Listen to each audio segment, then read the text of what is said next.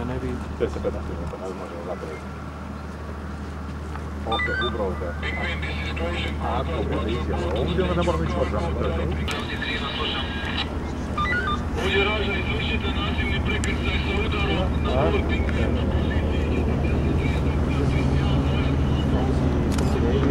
We can now see how SOF, Mayo team, is conducting opposed fast-rope boarding with helicopter. The assault team consists of 12 operators of the amphibious company of the Croatian Special Forces. According to standard operational procedures, SOF 2 rubber boats support this fast-rope boarding due to security reasons and to ensure safe takedown.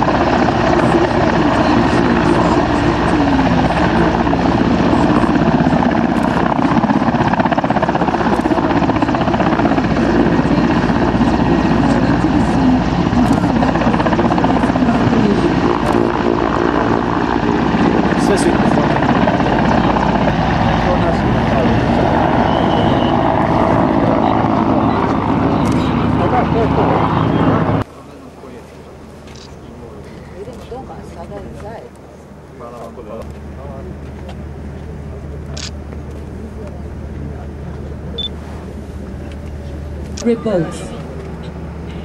Ovdje Raža 1, tim prekrca na sumnjivi brod.